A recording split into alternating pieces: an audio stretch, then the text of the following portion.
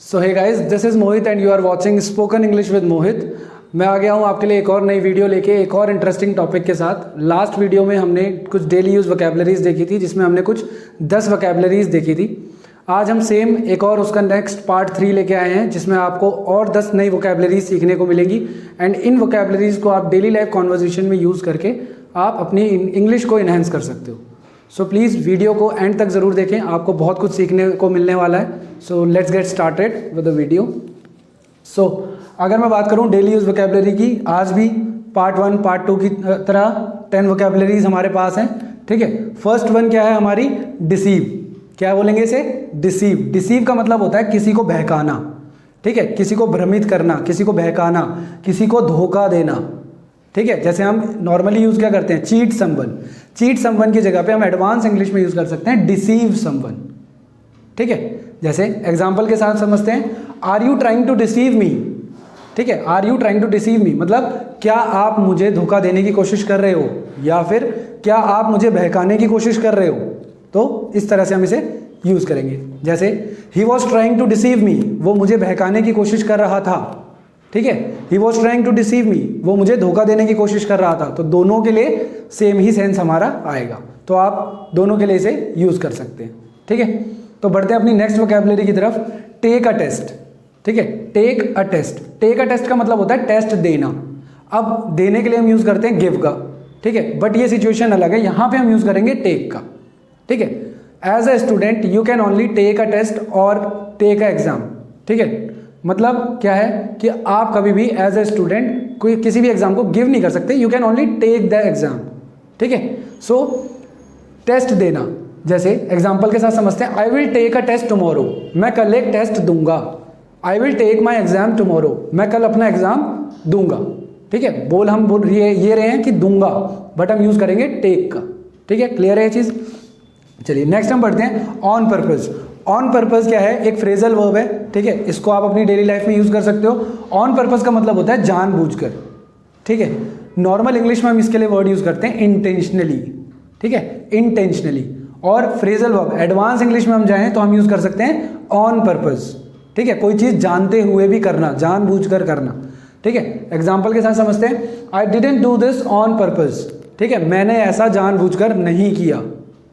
ठीक है, ऐसे मैं बोल दूं, he was doing that on purpose, वो वैसा जानबूझकर कर रहा था।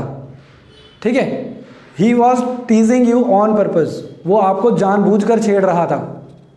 ठीक है, तो इस तरह से हम इसे यूज करेंगे। नेक्स्ट है हमारा make a bed. Make a bed का मतलब क्या होता है? बिस्तर सही से लगाना। जब हम सुबह उठते हैं तो हमारा बिस्तर थोड़ा सा बिखर जाता है, तो हम क्या करते हैं? बेडशीट को प्रॉपरली लगाते हैं। ठीक है, जो पिलोज होते हैं उनको अपनी जगह पर रखते हैं, और आपका जो भी कंबल वगैरह है उसको आप फोल्ड करके अपनी जगह पर रख दो। तो बिस्तर को सही से लगाना, इसको हम क्या बोलते हैं इंग्लिश में? Make a bed. ठीक है, देखिए एग्जांपल के साथ समझते हैं, I make my bed every morning. ठीक है, मैं रोज सुबह अपना बिस्तर सही से लगाता हूं। ठीक है, you should make your bed every morning, आपको रोज सुबह अपना बिस्तर सही से लगाना चाहिए।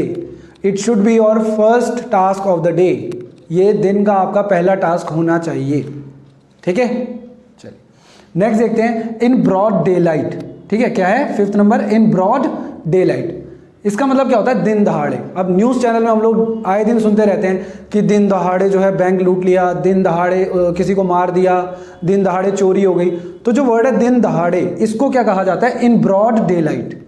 राइट, चलिए एग्जाम्पल के साथ समझते हैं, they killed him in broad daylight. They killed him in a broad daylight मतलब उन्होंने उसे दिन दहाड़े मार दिया। ठीक है, उन्होंने उसे दिन दहाड़े मार दिया। ठीक है, चलो नेक्स्ट बढ़ते हैं on the sly. On the sly का मतलब होता है चुपके चुपके, चोरी छिपे जब कोई काम करो, आप छिप के कोई काम करो।